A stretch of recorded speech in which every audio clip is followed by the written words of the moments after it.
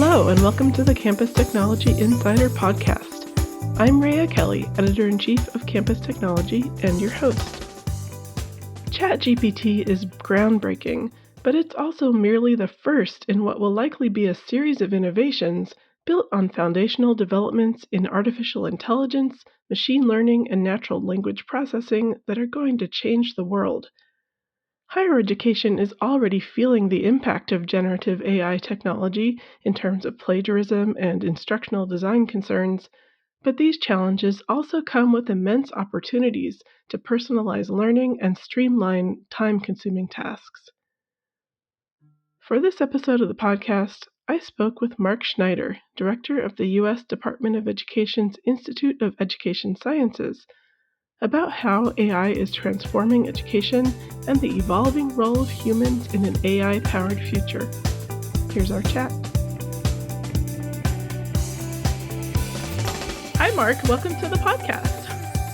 Well, thank you for having me. So I thought maybe I should have you kind of introduce yourself and your role at the IES. So I'm Mark Schneider. I'm the Director of the Institute of Education Sciences. It's a science agency housed within the U.S. Department of Education. It does research. We have two research centers, the National Center for Education Research and the National Center for Special Education Research. We have the National Center for Education Statistics and NCES, that's the National Center for Education Statistics, also runs the National Assessment for Education Progress.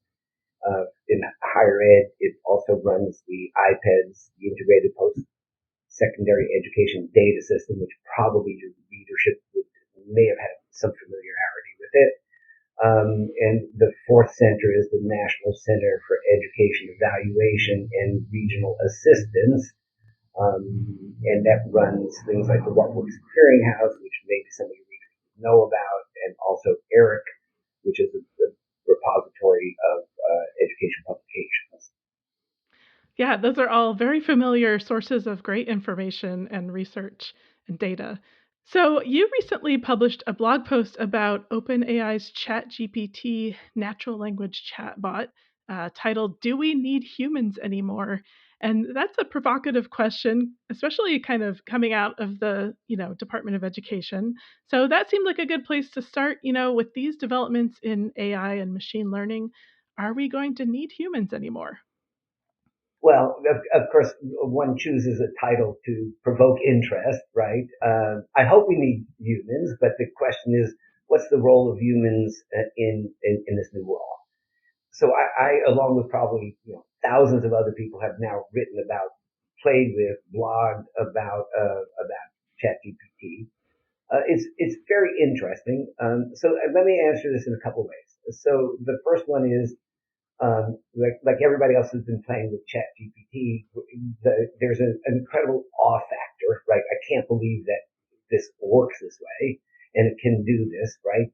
And then the second one is like, wow, this is really boring prose and there are mistakes in it. So right now, I mean, it's going to get better. I mean, this is the way AI works. It's going to get better. But it's really, so what it's going to transform the role of humans, clearly. It's not going to make them go away, but it's going to transform it. And for me, the question is like, what does literacy mean? What does reading and writing mean in a world in which, this chatbot is like the first of many generations that we're going to be living through in the next couple, 3 years? So here, for example, so the boring prose thing is, it's grammatically correct and no spelling errors, right? So that's a major step forward for a lot of writing. But then the next question, though, is there are errors built into it. So let's say, I don't know what the real percentage is, but let's say 20% of the things that it generates are wrong. But you don't know, unless you're a human with an installed database and experience, you don't know what that 20% is, right? And that's the challenge. So we can't rely on it maybe for any time, but we certainly can't rely on it now to produce, factually correct material 100% of the time, which means that humans need different kinds of skills in order to parse this information and say, well, that didn't work. I don't think that's true. And then what would you do? Well, you go to Google now, which is really funny, right? So, so the chatbot may be eliminating sooner or later may eliminate I'm going to go to Google and find out what the real thing is. But so it's an interesting thing. So the other thing that I find really challenging is that we've been working on improving writing. We've been trying to figure out how to run competitions and prizes to invent AI-assisted tutors, writing tutors for kids in high school, middle school, in part because their teachers cannot give the art of writing is the art of rewriting. But if you're a middle school or a high school teacher, you might have 100 kids, and it's just literally too time consuming to actually do the kind of hands-on editing feedback. So we were going to work. We started about a year ago thinking about what kind of competition we could run, like an X Prize kind of thing, to develop an online AI assisted writing tutor. Well, guess what? On November 30th, when ChatGPT came out, that whole plan is like, whoa, back to the drawing board. What do we need to do in a world where ChatGPT is going to be a potential writing tutor? So we have to rethink that. And I mean, it's a lovely place to be. We thought we were going to make breakthroughs. Someone beat us to it by a long shot, and now we got to go back and think, well, this is a new development, and we need to do something to update our priors, update our direction, update our goals, because there's this major AI breakthrough that's probably a hell of a lot better than what we were going to get in our competition. And what are some of the other kind of challenges that come up specific to higher education? I mean, definitely big questions about digital literacy, but what about things like combating plagiarism or ways like changing the way we assess student work? So let's do the plagiarism thing. So I think we're going to end up with two things. One is how big a redefinition of plagiarism do we need, right? So I was an academic. I was a university faculty for a long time, and so long ago, far back, so that we had to worry, for example, of people cutting and pasting out of. Well, let's see. If we go back, actually before my time, encyclopedias, but then Google and the internet, right? And then Wikipedia. I mean, all these things were tools that people used, and quite frankly, faculty also often got sloppy about cutting and pasting. So what's plagiarism in this new world? I mean, so we want to be careful about that. And then, of course, it's always been an arms race between the infinite creativity of students in terms of looking for shortcuts and the honesty that is incumbent upon faculty to address. So we at Stony Brook, where I work, we, like many other places, we had our students submit papers to turn it in, right? And that was one of their earliest and still exists ways of checking for plagiarism. But then students would go to paper mills, right? They would hire someone to write their paper. So, and that was, so one of the funniest stories for me was that someone turned in a paper that, that they obviously got from a paper mill, but you know how I knew it came from a paper mill? Because the very last page of the paper was the bill from the company. Oh my gosh. Yeah. So the student didn't even bother reading the paper, right? Just got the paper and handed it in. And if the kid had read it, if the student had read it, they would have noticed that the last page was the bill and would have ripped it off. But I mean, so this was an easy case of plagiarism. And then, as you know, like the companies and are starting to use the same natural language processing that the chatbot uses to detect whether or not a chatbot wrote it. And this, I mean, this this is the reality. So this is, so this is the arms race part of it. And this is why, this is why the line about do we need humans anymore came from. So a chatbot writes the paper and a chatbot checks it for plagiarism. And then ultimately a chatbot grades the paper, right? So this is, so where do humans fit in all this? That's, for me, that's, obviously it's a glib, a line that designed to capture a very real process. Do you think a hierarchy will develop in the way AI created and human created information is valued? Wow. Okay, let me think about that. Well, I mean, obviously the goal for the chatbots is so that you can't tell the difference. The other thing that is interesting to me. So we just did we just announced an AI institute that IES is funded with NSF, and it's about speech and language pathologies. And this to me is like this is for younger kids, but it seems to me like where AI is going to go. So there are about 6 or 7 parts to this, and I'm only going to mention 3 of them because those are the 3 that I actually understand. The other ones are pretty technical. So they're looking for so the fundamental problem is that there's not enough speech pathologists in school, and as a result, there are many millions of kids that are with speech and language pathologies that aren't adequately diagnosed and treated. So part of the problem is that there are not enough SLP, speech language pathologists, in school. That's number one problem. And number two is that they spend about 60% of their time doing paperwork, right? And this is an incredible problem. So the 3 parts of this institute that we just funded, the first part is a universal screener.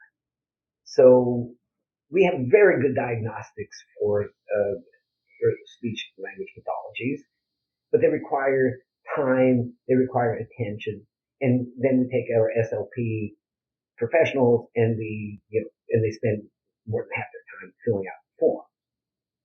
So students are not being adequately diagnosed. So this institute, the first job of the institute is to create an AI assisted screener where students talk to, an avatar, talk to whatever, and then we get a much more accurate diagnosis of what the pathologies are. The second part of it is the design of so the first part is assessment. The second part is designing a treatment program. What kind of exercises does this kid need? And yeah, like how do we optimize them for the individual needs of that student and the individual progression of that student as they deal with their speech and language pathology. That to me is the model, and I think this is obviously we're working on this for SLP, but this is the model of individualized instruction that I think AI is going to let us accomplish, right? So diagnosis, assessment, individualized, treatment, individualized. Well, I mean, think about all of education is really some process of identifying what a student's needs are, interests, holes in their education are, what they don't know, what they do know, and then like let's get individualized instruction. Let's get individualized testing. Let's get individualized, attention to these to the shortcomings that the screener identifies. So this to me, I mean, I'm so happy with this because this to me is like the model that we need to move into a much more away from again air quotes the factory model of education that dominates, right? So AI to me is like can potentially be groundbreaking in moving us away from factory models and into individualized instruction. The third part of this goes back to the 60% of the time that people spend filling out paperwork. Well, the third part is like, guess what? How can chatbots do the paperwork. So it would change the dynamic going back to what we were talking about earlier. So use a chatbot to generate a draft of this humongous amount of paperwork that a teacher needs to fill out. The teacher now spends an hour instead of 10 hours editing it, making sure that it's correct, adding information that the chatbot might have missed, correcting what the chatbot might have gotten wrong. But it's like, 1/10 the time. So now if this all works, and again, this is all an experiment, this is all cutting edge. If this works, all of a sudden, the amount of paperwork time goes from 60% to, let's say, 20%.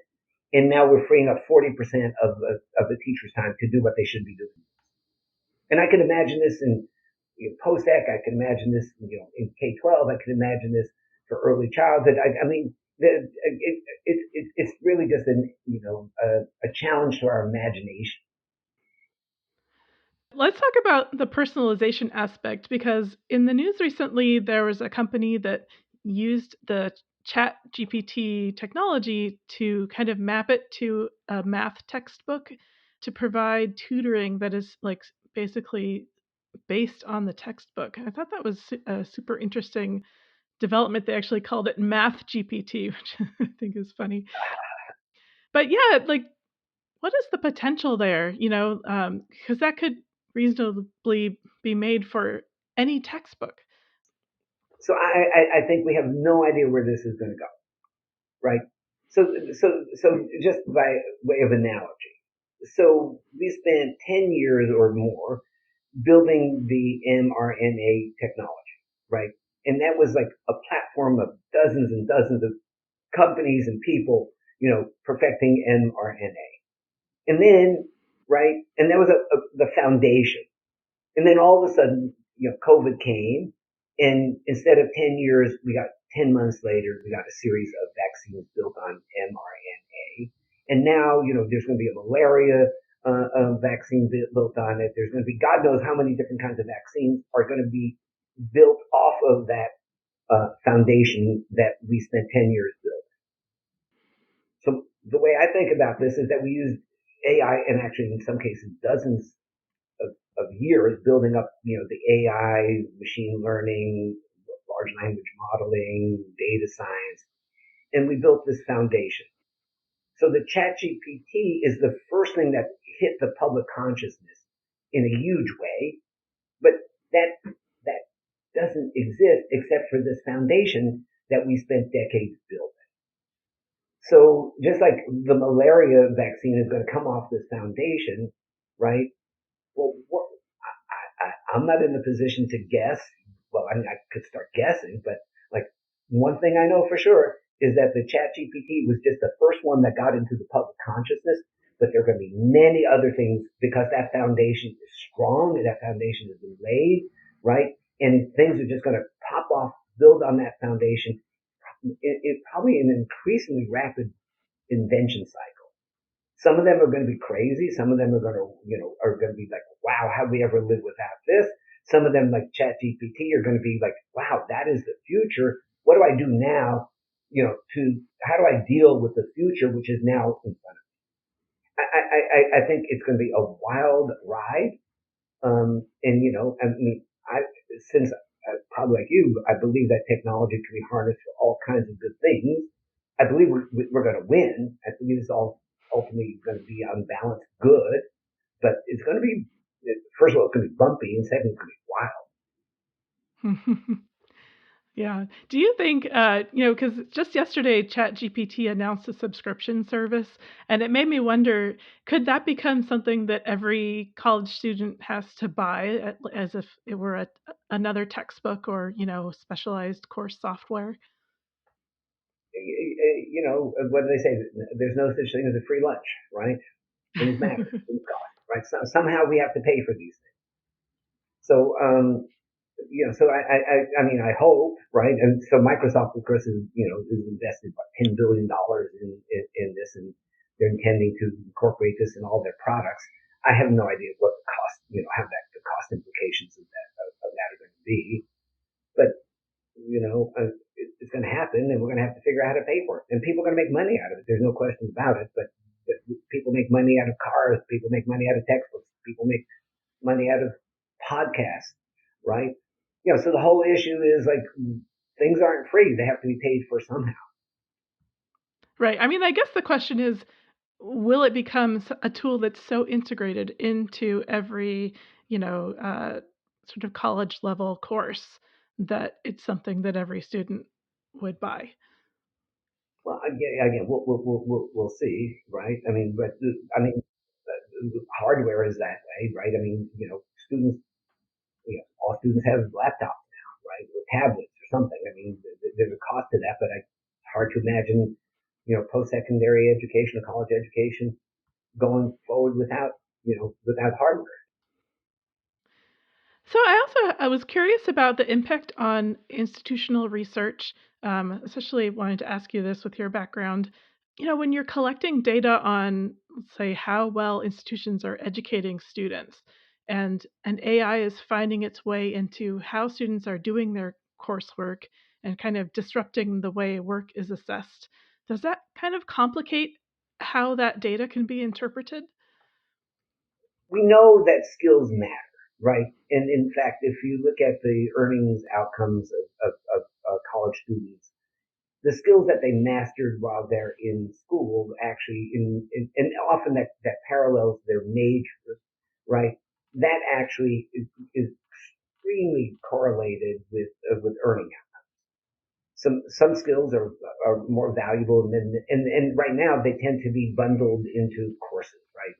So engineers have a set of skills, but they also have an engineering degree, right? And there's a premium for computer science or materials engineering. They're premium for these things.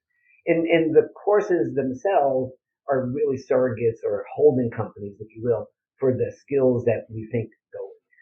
So I mean, I think what you're saying, and it's an interesting question, is like, if this is a new skill, where does it fit? And what is the demand for it going to be ultimately? Look, this thing was unveiled on November 30th. So I have no idea. None of us have any idea how the job market is going to respond to this, right? But I think if it's a skill set that matters, and I think it's more than just like you have to know what prompts are to get the right answers, but you also have to have the intelligence and the literacy skills to turn what it generates into something that's real and usable. I think there's going to be a premium for that. What would you say to people who are resistant to embracing this technology? Um, I so as you know, like several school districts, including New York, has just said you can't have this thing on any schoolwork, and I think that's wrong, right? I think it's a tool and a potentially incredibly powerful tool. And I think trying to stop it is just not going to work. I think it's how do we use it for human purposes? How do we use it to advance education? How do we use it to make education better? How do we use it for individualized instruction? How do we do all these things is the real challenge. And it may be the case that we just need to, like New York City is doing, like, I hope it's not permanent, but maybe we just need to pause, for a while we think about these things and to figure out how to reintegrate it in a measured, productive way as compared to the way things usually work in the US is like, hey, it's the Wild West, man. Here's this tool. I'm just going to use it and let's just see what happens. I'm just going to throw a bunch of spaghetti on the wall and some of it will stick and some of it won't stick, right? And I mean, so this is what I love about the American economy and American education. Like, yeah, we'll experiment. We'll try this. And then ultimately things settle down and we get better at it and we figure out the right uses for these things. So I think banning it, if it's a permanent ban, it's a terrible mistake. If it's like, hey, we need the rest of this year to figure this out, and like we can't, what they say, we can't fix this airplane while we're flying it, right? We need to land the airplane, we need to look at it, we need to rebuild it, and then take off again. I mean, if people feel like we need a pause before we turn it loose on high schools, I mean, I could understand that, but I think that no one's going to be able to ban this forever. It's just it's too powerful a tool that we need. Well, thank you so much for coming on. It was my pleasure. Thank you for joining us. I'm Rhea Kelly, and this was the Campus Technology Insider Podcast. You can find us on all the major podcast platforms or visit us online at campustechnology.com/podcast. Let us know what you think of this episode and what you'd like to hear in the future. Until next time.